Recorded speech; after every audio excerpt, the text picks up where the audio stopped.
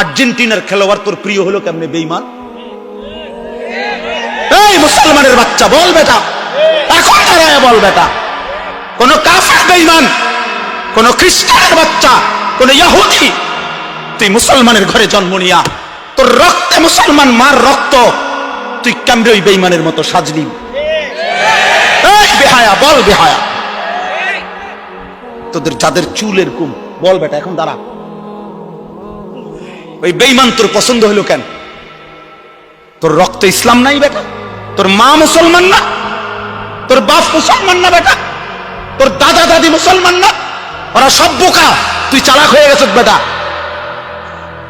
তুমি পণ্ডিত হয়ে গেছ। কোন বেঈমানের অংশগ্রহণ করলাম? কেন সাজলা বেঈমানের মতো? তোমার নবী নাই, তোমার রাসূল নাই, তোমার আল্লাহ নাই,